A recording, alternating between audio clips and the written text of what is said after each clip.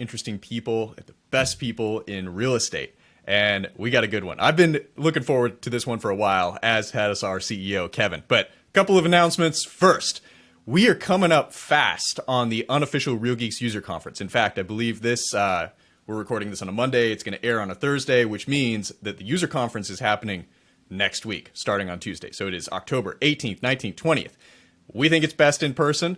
It's not too late. You can still get to Dallas. I think there's still rooms available at the hotel. So highly recommend that. But if you can't make it to Dallas, there are definitely virtual tickets available. So head over to urguc.com and get it. There'll be a link down below. We got a great one today. Nick is a former airline pilot and has brought a lot of that experience into real estate. So we're looking forward to this conversation. And I just want to preface this with Nick has put together an excellent digital download for this. So if you go down to the description right below, if you're watching this on YouTube or wherever, and hit that digital download button, and you can download it right there. It's a great thing to follow along with and fill in the gaps in the conversation or just refer back to later. We're about to get started. One last thing, our numbers, you guys have been really supporting us on YouTube. We really appreciate that. If you take the time to hit that subscribe button, you'll know when all these episodes are coming out, and it really helps the channel grow. So with that, Nick, tell us, who are you? Man of mystery. Yeah, man of mystery. I have an independent brokerage that I operate under the team model, and I founded it in 2011. So we're going on 12 years as a real estate team, independent brokers real estate team in Wenatchee, Washington, which is in between Seattle and Spokane. It's right in the middle of the state on the Columbia River, if you don't know where that's at. An amazing place, amazing part of the country. I grew up in Vancouver, Washington. You're one of the few people that I don't have to tell that I'm from Portland. So that's nice.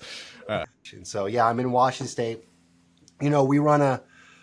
At times our brokerage our team has sold 1 out of every 5 homes in our marketplace. So like a 20% market share at times. That's amazing. Yeah. And we've done that, progressively through the years and been on the Wall Street Journal Real Trends. I don't really put my team in the hat anymore because I don't need the awards. I realize you can't take the awards to the bank. They don't accept them. So I don't really need more of them.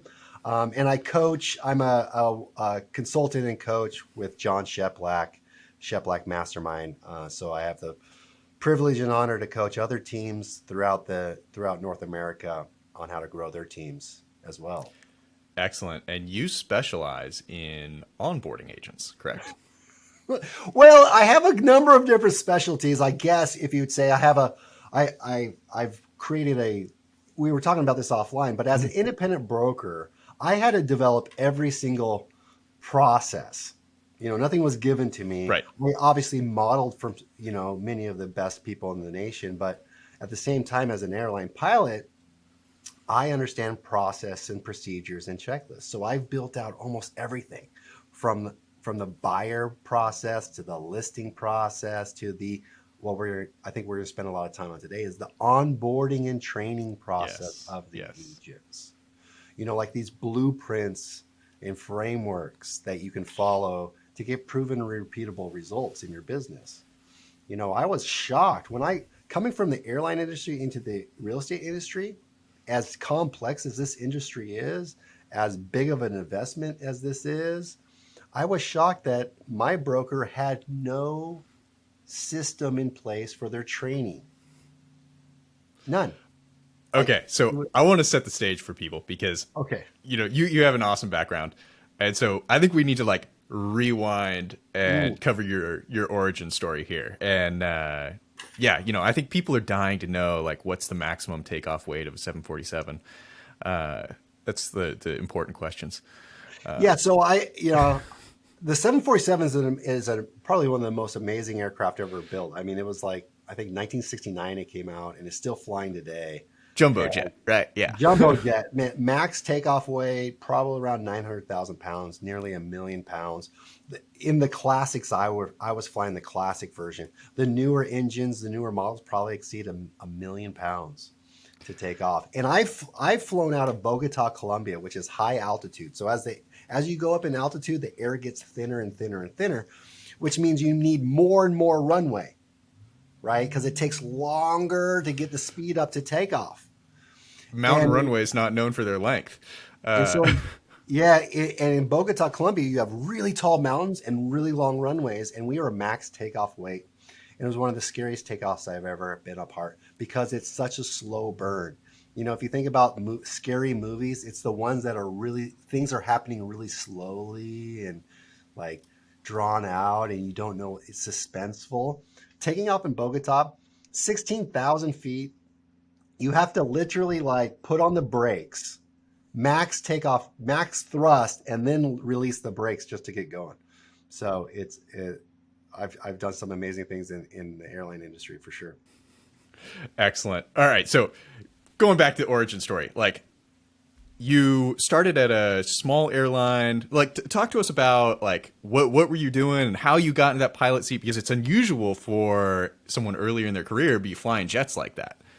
Yeah. So I went to Embry-Riddle Aeronautical University out of college. They had a graduate program and it was called an ab initio program. And this is important for your agents, is from the beginning is what it means. Ab initio, from the beginning. And so they laid it out. Their goal was to take someone from 0 hours in an airplane and in 12 months, make them equipped to be a captain on an airline, on a jet.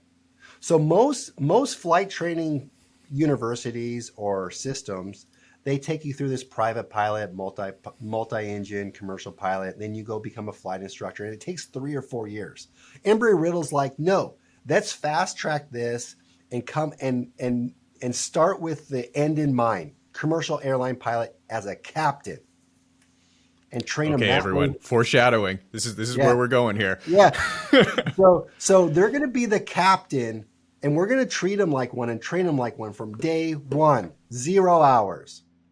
I mean, talking like the level of discipline, the level of attention, the level of decision making. We want to develop them from day one. And so that program was really successful. I went on and got a job at a 747 airline before they got their license. See, they didn't tell me this. They're like, hey, do you want to be a 747 pilot? I'm like, yes, please. At 25 years old, I'll take that job. Here's the catch. We need you to work in the office for 1 year. So you're going to get 0 flight experience for 1 year. Year 2, we're going to start training you on the 747. On year 3, we're going to put you on the 747. All my friends that I graduated with went off. They got jobs in airlines, flying smaller regional jets, smaller prop planes. But I took the leap for the 747, and I went into the office for a year and sacrificed for a year. And it was the best thing that ever happened to me because I literally helped this airline get their airline certificate, which means we had to build out all of the policies, all of the procedures, all of the checklists, including the pilot training. One of my mentors was Dave McLean, and he was on Air Force One. He actually flew for George Bush Sr. and Bill Clinton, and he was in charge of their training. And so he was my mentor and kind of taught me, like, how do we think about bringing pilots onto our company and training them? Because pilots that come to your company, they already know how to fly. So now we need to train them on how to be a pilot at our airline. How do we do it? So think about this on teams, right? Foreshadowing, right? They already got their license. They already know real estate at a basic level. Maybe you even recruited an agent with experience. Now you need to bring them onto your team so they can learn how you do it and why you do it a certain way and why you are asking them to do certain steps, right? So it's really interesting. So I was at the airline and I did that. I did that for about 4 years before the airline went under. They ran out of money. The management wasn't very good. They didn't make good business decisions. And I got into real estate, right? I actually got sick in Bangkok, Thailand, and I got pink eye, ear infection, sinus infection. So I decided to get my real estate license online. So I did it in 9 days in Bangkok. You're like, enough of getting sick on the road. I need a different career. Yeah. So I fell into real estate. I thought, well, when I become a millionaire as an airline pilot, I'm going to invest in real estate. So I might as well have something to fall back on. So I got my real estate license in 2008, and the airline went under, and that's when I started my career in 2008. Excellent. And so you have brought, I think one of the things that was fascinating talking to you in our previous conversations is you have brought a lot of this like unique perspective on training pilots to fly for your airline, which is like a very high stake, zero failure game, into training real estate agents. So for people that are probably scratching their head wondering like, yeah, those two things, real estate agents and pilots, are nothing alike. You want to give us like a thought on like how these things are actually similar? Well, here, yeah, absolutely. And one thought I have that I want to bring up today is in real estate, when you bring on an agent, what I found is it's a sales job, right? It's a sales job. And you hear things like failure is good. You need to get used to being rejected. You need to get out there and take action and learn as you go, right? How many calls you make, how many contacts you make, how many no's. Every no is closer to a yes. Right. Okay. Right. Well, that may work in real estate, but as a hang glider or an airline pilot, failure is not good at all. In fact, we train people to not fail and to learn vicariously through other people that have failed. And so you can avoid it. So in real estate, I'm just dumbfounded that we keep banging our heads against the wall, training people to fail and saying that's the process. No. The goal's not to fail. And there's actually people that have gone before you that have already failed for you so that you can follow the process so that you fail less. So training is kind of like, well, how do I minimize the errors and mistakes that my agents are going to make? Because you think you're making them gritty. You think you're making them hardcore closers. No, you're just making them not want to be in the industry. You're not, for sure. There's a reason why pilots get into the simulator first, because when they fail, they don't die. But for some reason, we let agents go out there and fail, and they don't want to do it again.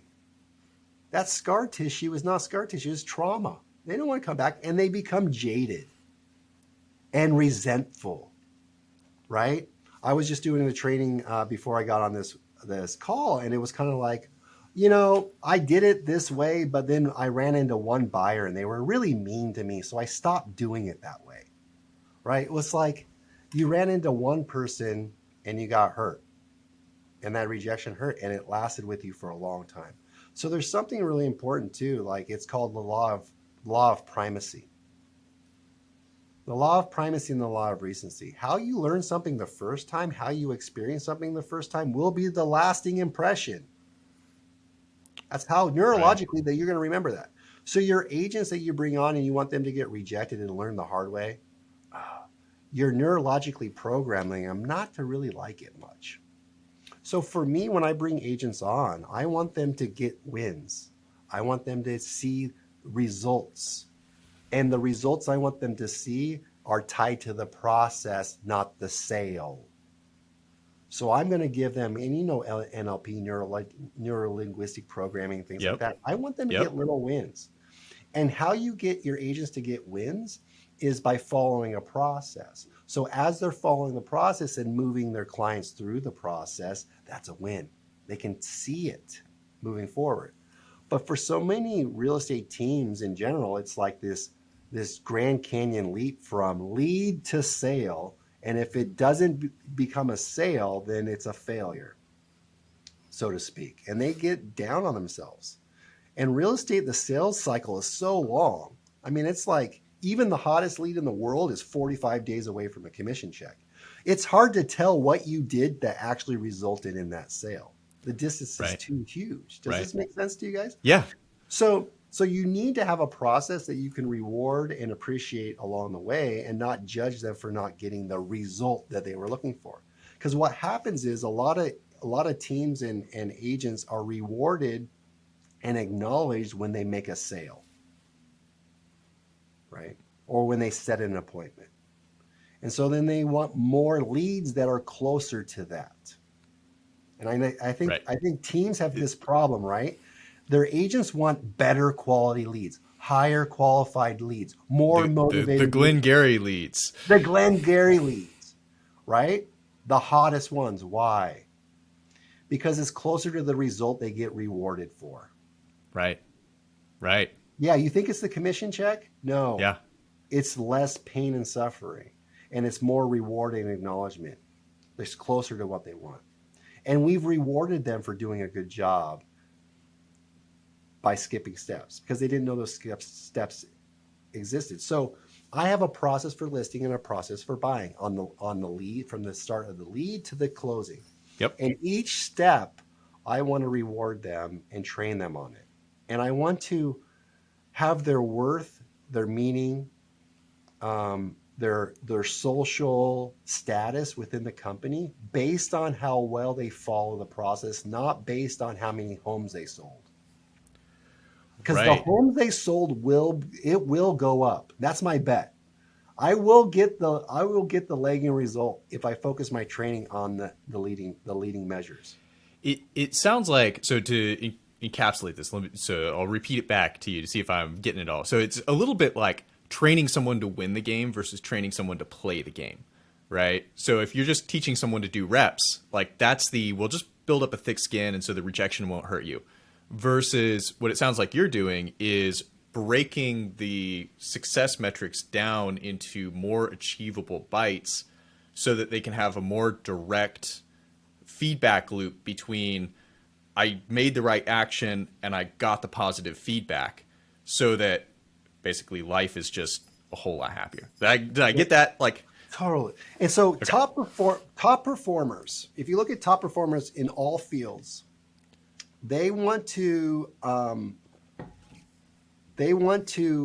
do a good job. They want to do a great job, and they want to be rewarded and acknowledged for doing a great job. Yeah. Right. Yeah. They want to know what you expect of them and what you want them to do. And so if that's just, calling, contacts, sales, right? It's just not enough. If I take the analogy of the airline industry, right? If pilots were only rewarded for making landings, they wouldn't be that great of pilots. So I'll give you an example on getting feedback on a job well done, right? In the real estate, we kind of ask these questions. Say you take a phone call or you call a lead or something along, or you go on a listing appointment. And the team leader goes, how did it go? How did that call go? The agent's going to say, good, I got an appointment. Or good, I got the listing. Or bad, I didn't get the listing. Or bad, I didn't get the appointment. Okay, that's kind of like asking a pilot that after the flight, how did it go? And the pilot goes, good, I landed. Or good, we made it. Okay, that pilot could have made 1,000 bonehead mistakes that didn't result in an error. They were just lucky. Right. But they landed. Right. So here's the thing is, if you get a really good result, they could have made mistakes that are just reinforcing skipping steps that are going to cost them dearly in the future. Or they could have not had a good result, but done everything right and luck just wasn't there for them. And so you need to be able to have a process to even go back and find out how did that go? And did you follow a good process? Did you make good decision making throughout the process, right? And so, does that make sense? Yeah. I think it makes sense also because, and I'll connect it with another concept that we're all hearing a lot about lately, which is the consumer flight to quality, right? So you could get the deal or you could get the listing, but that person could have been essentially like bullied into it or like not had a great experience and just sort of like relented because this guy won't stop calling me or something like that. And it's like you're actually teeing yourself up for not continued business or a bad Google review or but like the box was checked. Yeah, and so many people, right, in the last couple of years, the person bought the home. They took a phone call, they called the lead, they showed them one home, showed them two homes, maybe multiple offers. They were super motivated, they bought the home, but they're not happy with the home. Or they listed the home and it sold, but they skipped a lot of steps, and using that same process in today's marketplace is not going to work. Yep. Right? It's going to be overpriced. Day 30, day 60 goes by and the seller now wants to cancel because you set no expectations. You didn't take them through the process. You didn't explain these things to them. Right? So having that process is really important. So as a pilot, we would train on everything from the process, meaning like pre-flight, pre-inspection, pre-ignition, engine start, pre-taxi, pre-briefing, pre-takeoff, right? So many pre's. And in real estate, I don't know very many pre's, meaning pre-call, pre-appointment, pre-listing. Like, where is the process to prepare? Yeah. And so in real estate, it's kind of like, we call them Pop-Tart agents, like the agent that, I want to go see the home. Great. I'll go show it to you. And they run to the house. No preparation whatsoever for the appointment, right? They didn't read the listing. They didn't look at the documents. They didn't find other properties to show them. They didn't call the listing agent to find out the status or the motivation or where to go. They didn't ask pre-appointment questions of the buyer to find out their motivation and where they are and how to get them there and all these other things, right?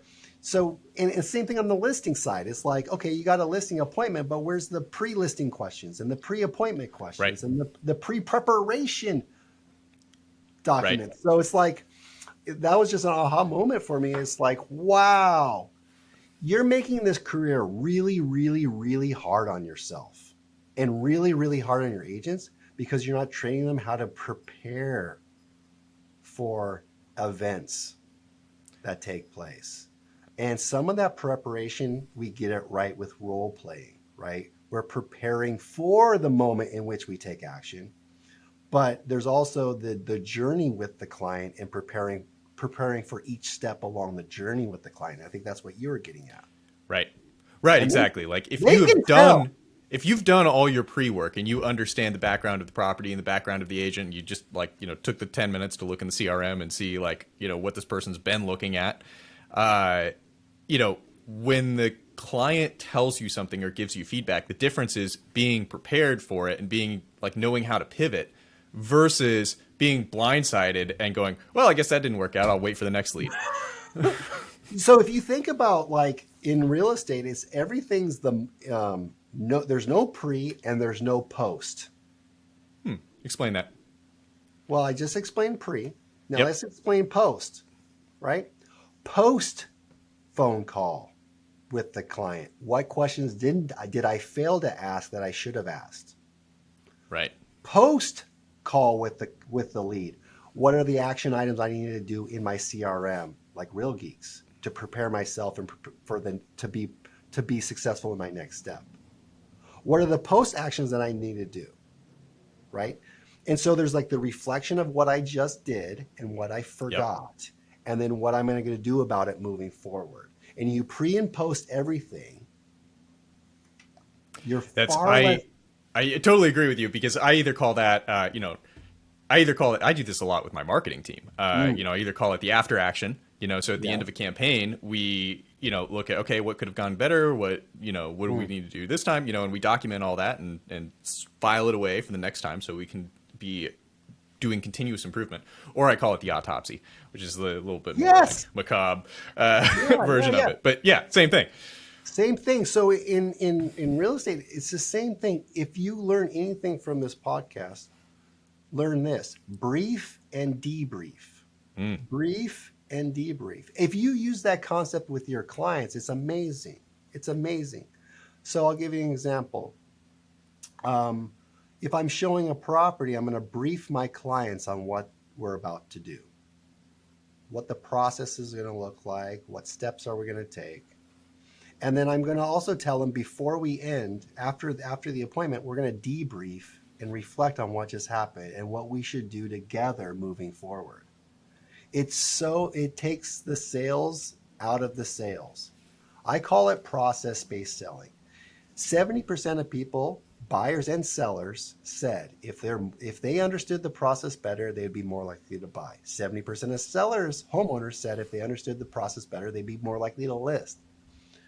And then if you can educate them on and take them through the process, and then brief them and debrief them as you go, always outlining the next step, right? And even admitting when you've made missteps or you forgot stuff, you're going to need far fewer leads, far fewer appointments to sell more homes.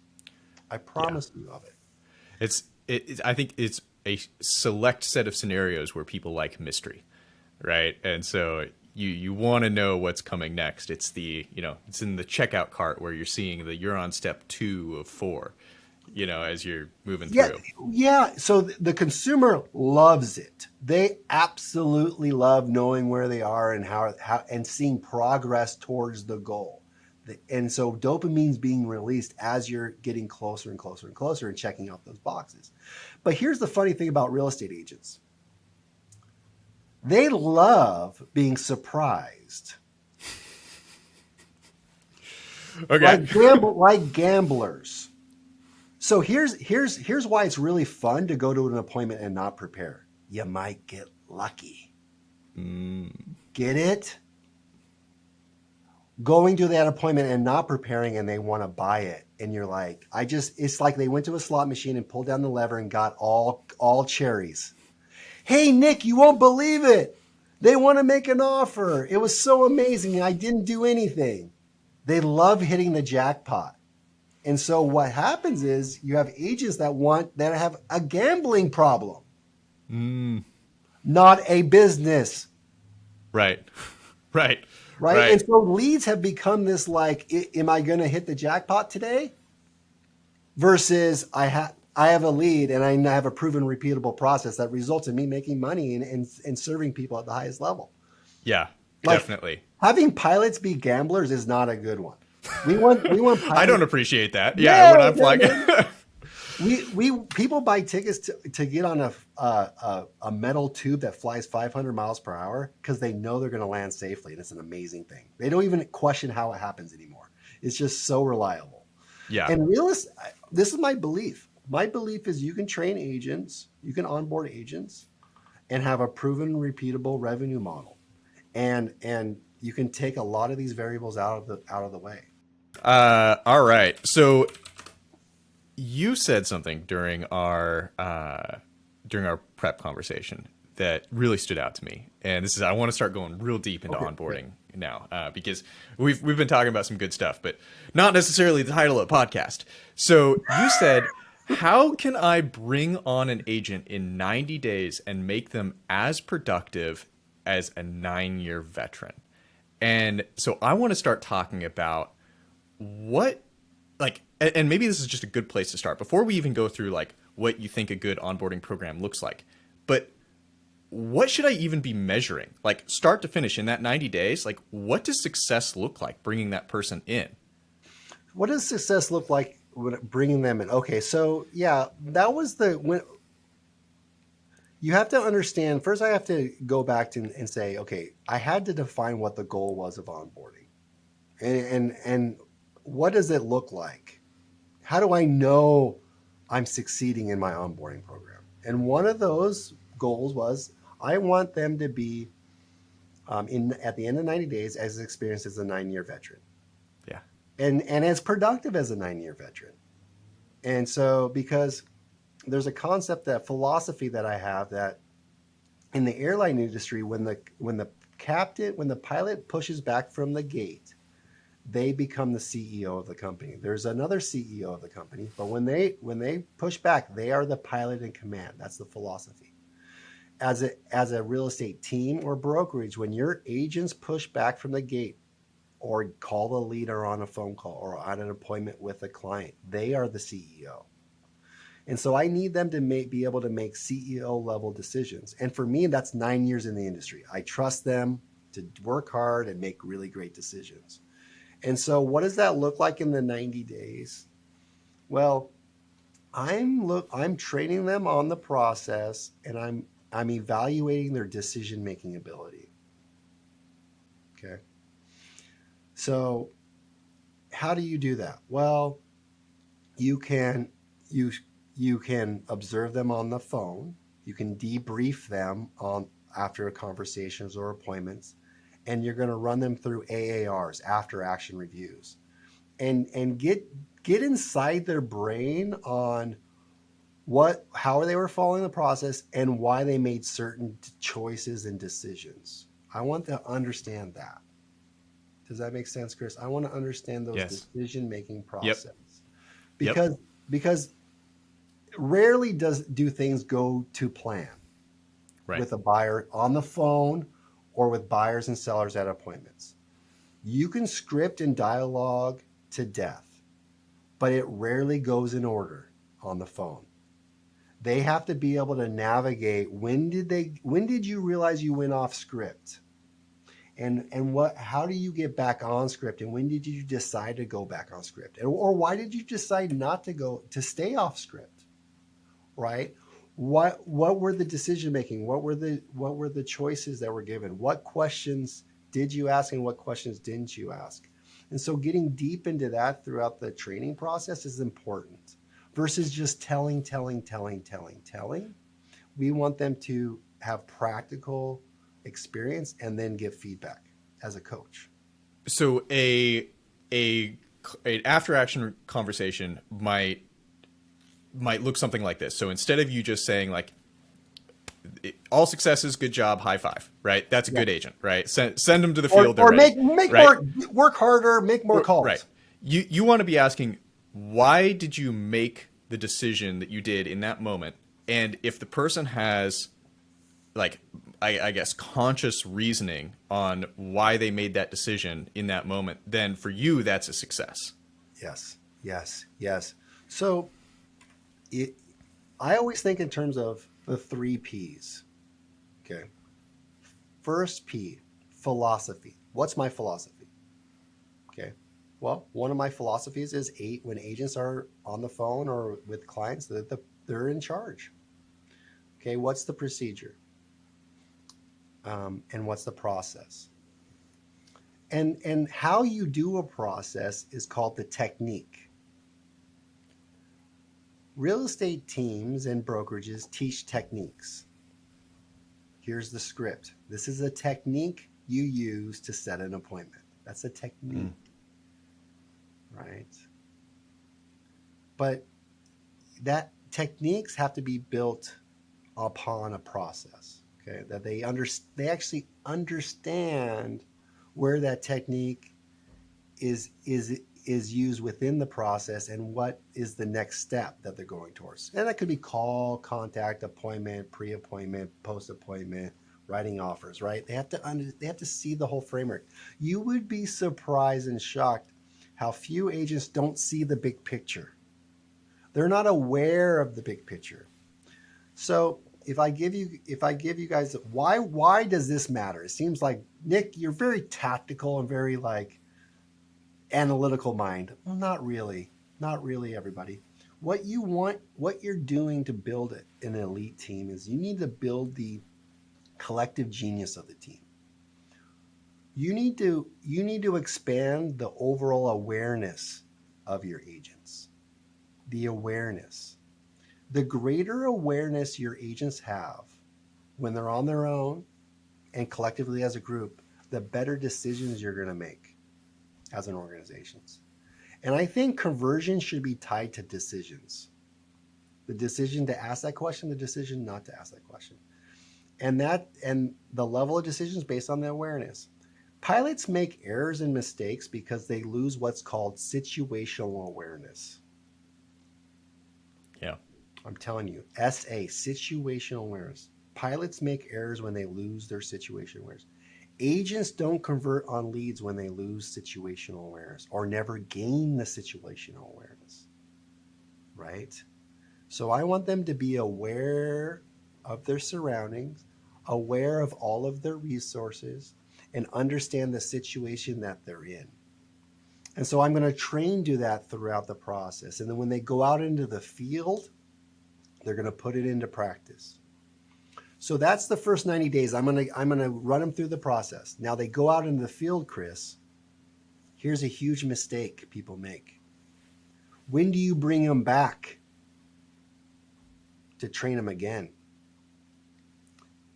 In the real estate industry, never. Right. I was going to say never. They've gone. Unless you're a team, and then you make them role play every day or something. And then eventually that agent gets enough experience where they're like, it's usually around year 3 or 4, the agent's like, I don't need this training anymore. It's too redundant, right? It's too low level. It's for the newbies, not me. And then they leave the team or they stop showing up at the trainings. Okay.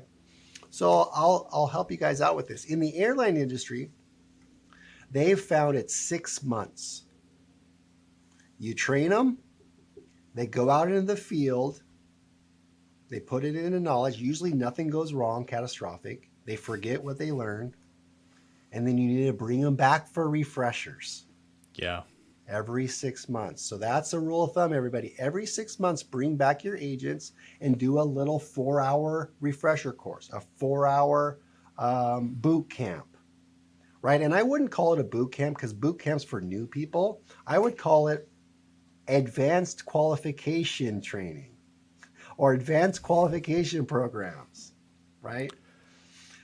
It's called recurrent training, but Right. The agents think they now have experience, so you need to call it advanced.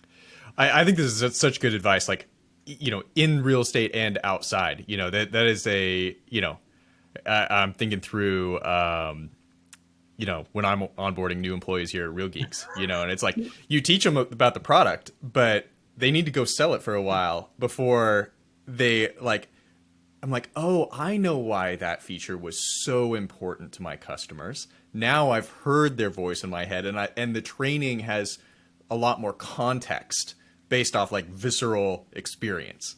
Yeah.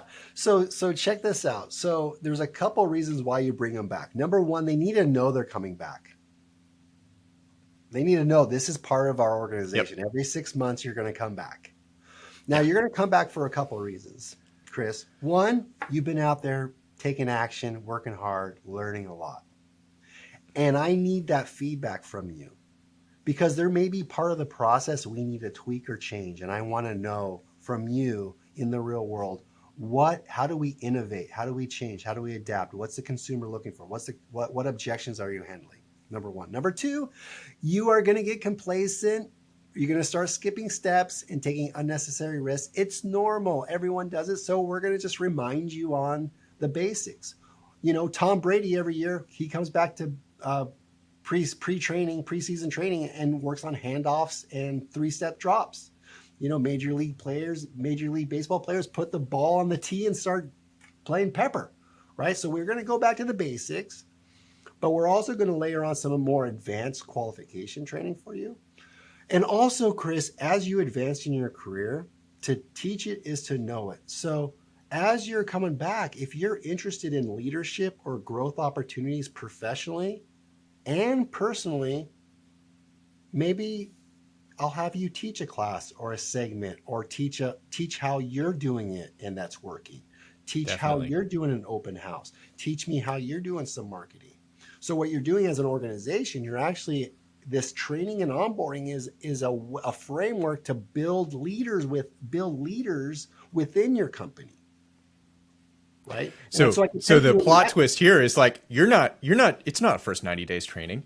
You're training them on life, and you're not just trying to build your next good agent. You're trying to grow that person. And I think this is something else that you said to us during warm up, so they never leave. Yeah. So onboarding and training is get them into productivity, making money for you right away. Yeah. Right. But also that's one goal. The other goal is get them to make money for you for as long as possible. Longevity. Well, how do you retain clients, agents? You need to find a way to give them advanced trainings and personal and professional growth. And one way to do that is to get them to start teaching within your organization and growing as a leader, growing as a teacher, growing as a contributor, growing the amount of contribution they give to the whole. So plot twist, right? You're going to do that. So taking into my business, I started a real estate team and I had 2 agents first year. Then I think I got up to 5, then 10. And then I ran the Navy SEALs model where it was like high per agent productivity, tons of effort, tons of prospecting, tons of everything. And for sure, right? High churn rate, but high per agent productivity. But I was doing a lot of the production. And there was no way for me to get out of that model the way it is. So I had to start building leaders within me, underneath me. And that's why this was really important. I wanted to find out who was intrigued with teaching and growing. And so now we have about 50 agents, and I have a leadership team that reports to me. And then that leadership team has all the agents report to them. Right. So now I'm getting serious Jocko themes right now. Oh, really? Yeah. It's like, well, like what level do you want to be playing at? Sorry. Yeah.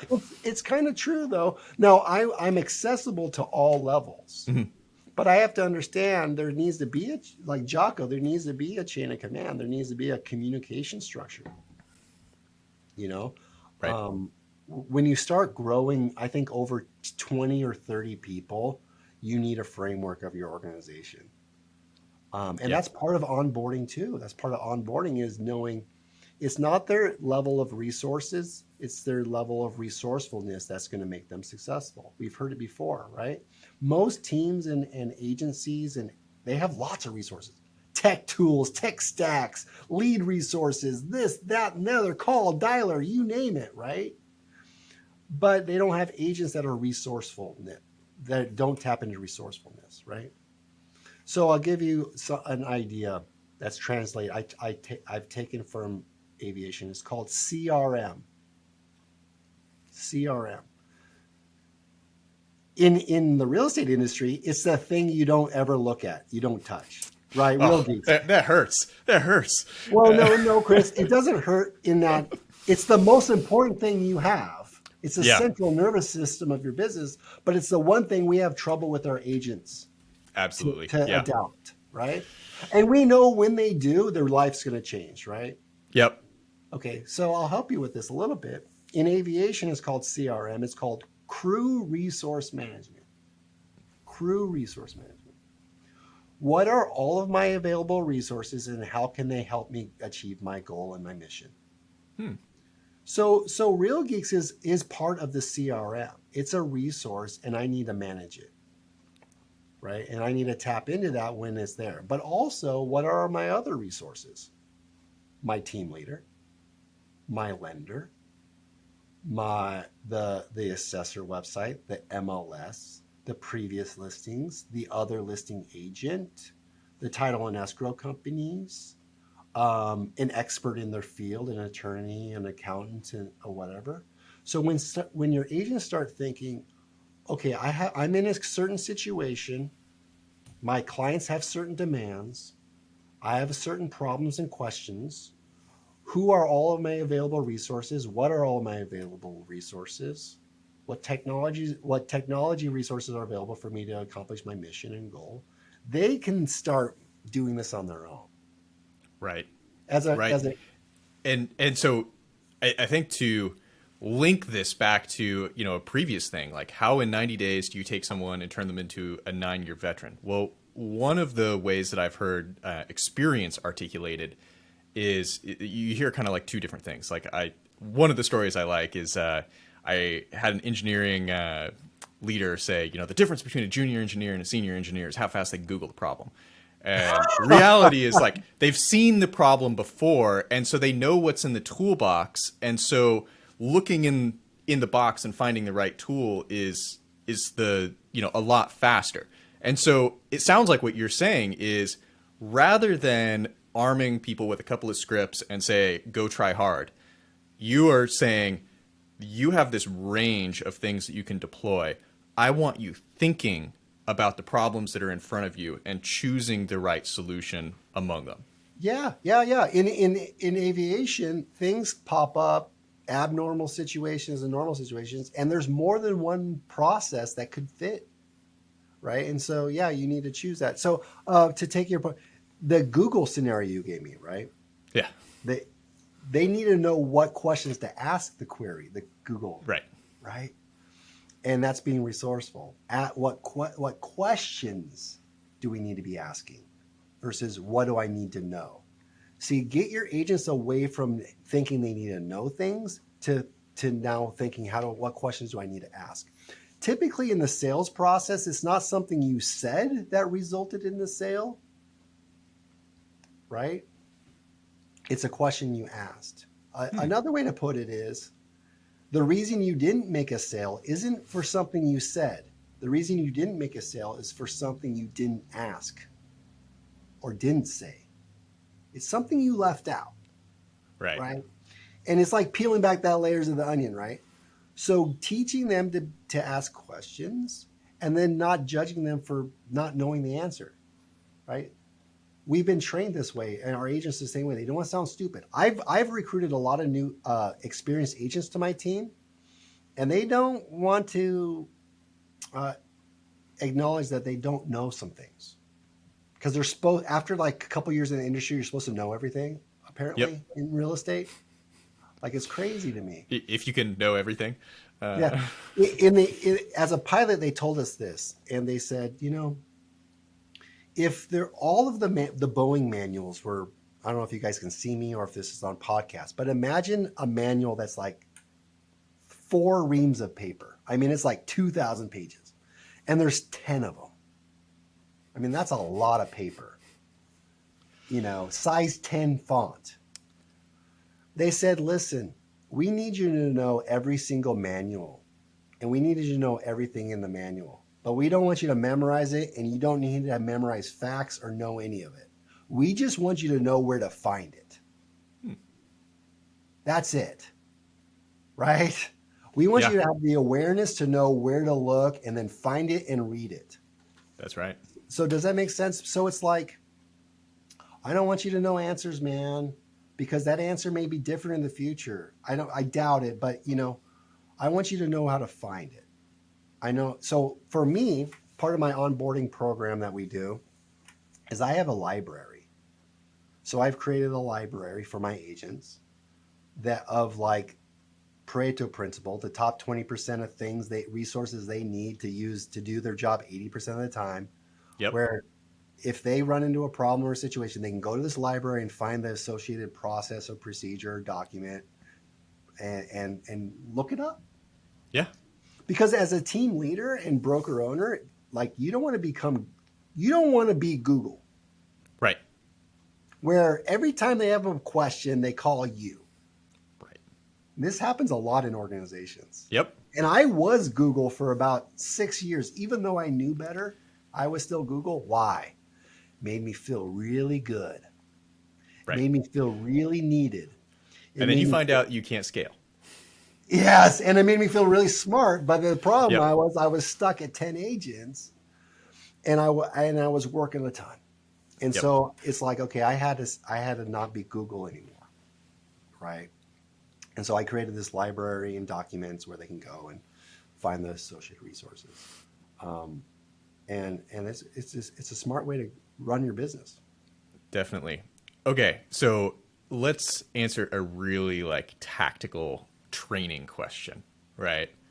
When you got this new agent, you bring them in, you're doing the onboarding, when do you give them, and you already told me that you expect them to make a closing in the first 90 days, right? So that's seems like a high bar. When do you give them that first lead? Yeah. So in my onboarding program, it's usually in week 2. By the end of week 2, we give them a lead. Okay. And here's the caveat to it. It depends on the group. Sometimes the group is a little ahead of the curve, and I might test them a little bit. I might give them a little bit. Maybe they have some experience, and I feel comfortable with it, taking a risk. But for the most part, I'll give them leads. What I suggest you do is you give them, I don't know, 1 to 10 leads, a batch of leads. And you tell them that they're being judged on evaluated on their performance following the process, not the result of the lead. Okay. And this is good for CRMs, right? I'm going to be looking at, you called it, you logged the call, you made notes, you set up a property search, you changed the category. Like, I'm looking at that. So here's 10 leads. On Tuesday, let's review those 10 leads together. And I'm going to give them feedback on the process of those leads. Not what did you say, what did you do, how did it go, did you set an appointment, how many calls did you make? Not yet. Accountability is going to come in week 3. We're going to start getting, like, so week 2, they get leads, and you don't give them more leads until they've proven they can follow that process. Logging into Real Geeks, doing the things that you ask them to do. Right. That's, make sure they can do that before you just start giving them a bunch of leads. And then you give them a bunch of leads and you hold them accountable to their actions, calls, contacts, appointments. And that should be based on their goal. So around week 3, you're going to have a goal, right? And you're going to reverse engineer that goal. Yep. As you're continuing. And that's on. personal to the agent based off the amount of business or revenue totally. they want to make. Yep. Yeah, for sure. I mean, you have company standards, you have team standards, and then you have their goal. Okay. Right. And then for the next 90 days, they're making phone calls, they're doing the actions, they're working towards a sale as you're training them on situations, procedures, policies, things like that.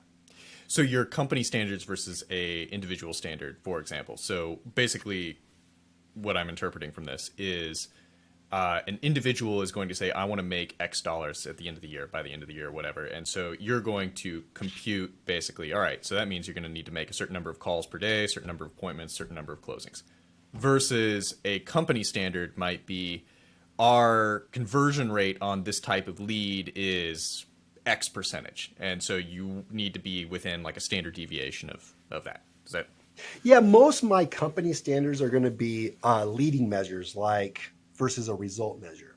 A lot of teams have result-based standards. 24 homes a year, right?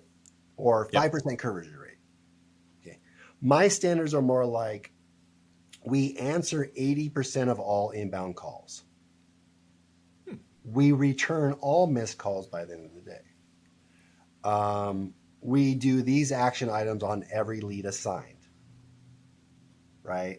Yeah. We call every lead 7 times unless it's a bad number, right? Some type of, I'm going to control the leading measures, and then they're going to decide on the lagging measures. And if that lagging measure is like below what I think is reasonable to be on the team, like, well, I hope to sell 6 homes this year. I'm like, well, maybe we're not the right team for you, right? Yeah.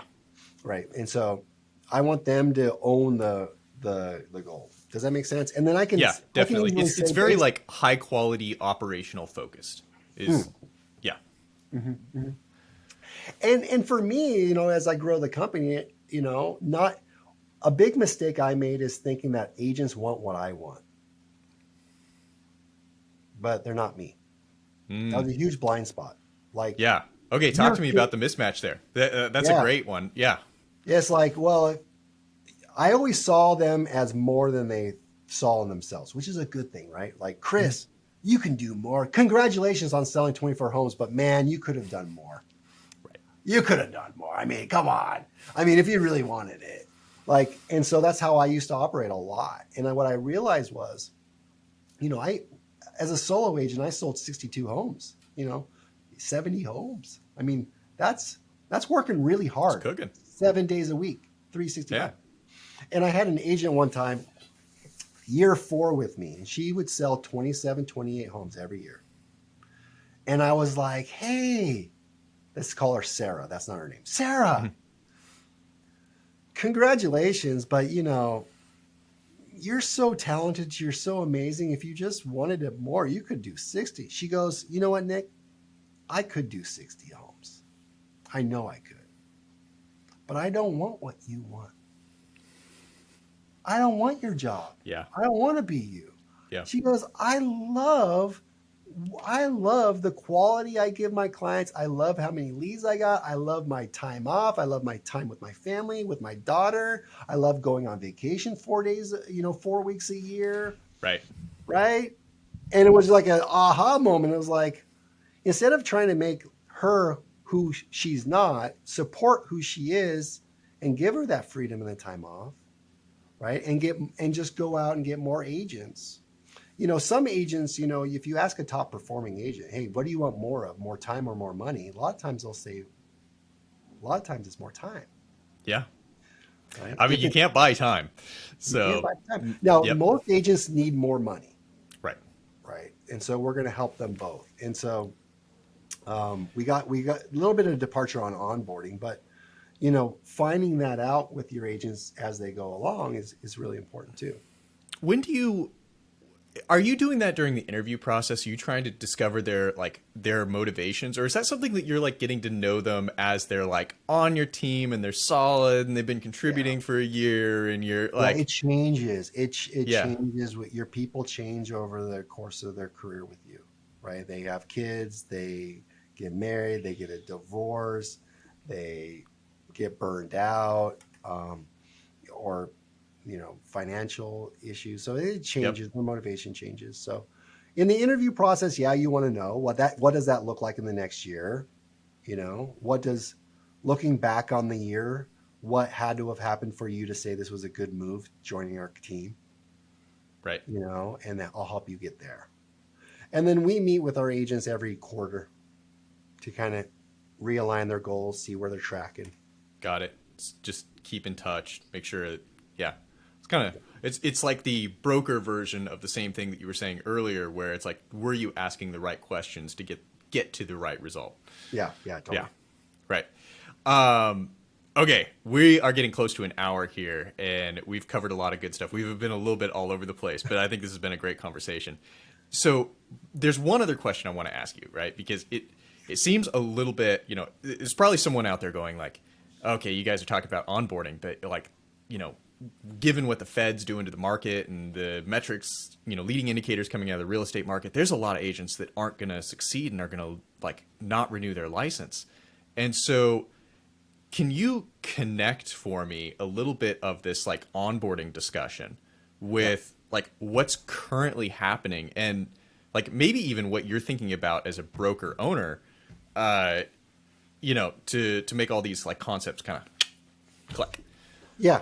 Well, I can tell you this, that, most teams are not prepared for the new market because the way they brought on their agents isn't the way they should have brought them on to be successful in this new marketplace.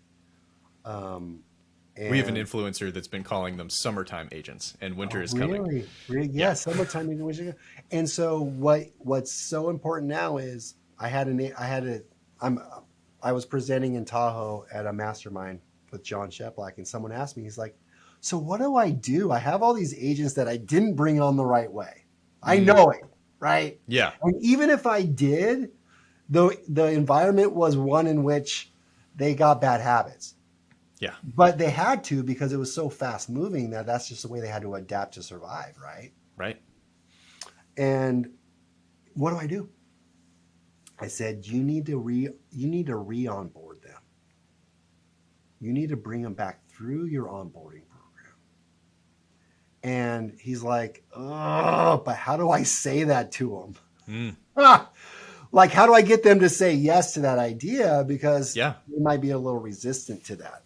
And I said, that's a good point, And so it's kind of like, well, Chris, what we've got, I failed you as a leader in a couple ways. Number one, the way I brought you on may have been the right way, but it wasn't in line with where the marketplace was. And it certainly isn't in line where it is now. And so for us to be successful moving forward in any industry, any agent needs to be adaptable. Right. And we need to adapt to the current situation. So what we're going to do is we're all going to commit to going back through training. But it's not going to be, the same training you did before. It's going to be advanced training. Right. And we're going to go back to the basics. There's going to be fundamentals there. And so I'm going to also ask you as an experienced agent to contribute and teach some lessons if you're open to that. If not, just help mentor some of the agents that we have on board so that we together can train and grow and focus on the right areas moving forward. So starting on Monday, we're going to meet for 2 hours, and we're going to do it Monday, Tuesday, Wednesday, and we're going to do it for 6 weeks. And we're going to focus on what's important and what's measurable and what we can do to succeed. And so I'm going to bring them. So basically, Chris, that's the end of the role play. I'm going to bring them back in, and we're going to do these training together. And I had some of my coaching clients do this, right? And he had a listing agent, 8-year listing agent on his team, which is a long time on a team. He was like, wow, that's so good. I forgot all about that, or I stopped doing that. Like, I know all this stuff. Like, he was like, Mike, I know all this stuff, but I got to be honest with you.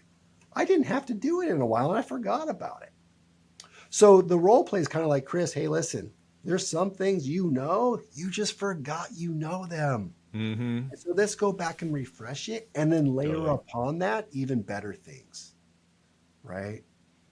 And so I don't know if I asked you your question, Chris, but you bring them back through this onboard, and people listening to this might go, I might not have an onboarding program, okay? Right? I might not have this laid out. Well, I can be your resource for that, or download that we have.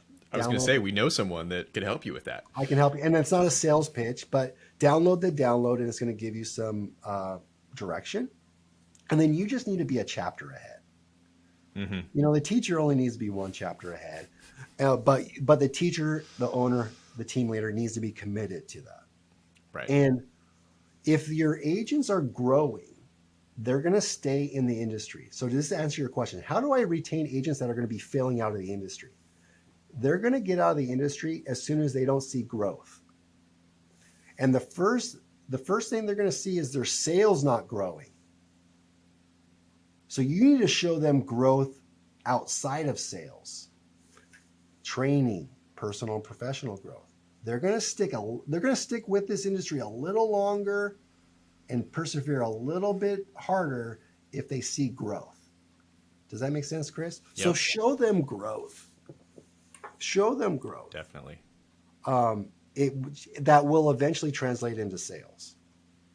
Because imagine your team doesn't lose 30% of the agents, but every other office loses 30% agents. Imagine you break even, but they lose 30%. Right. Who's winning? Right.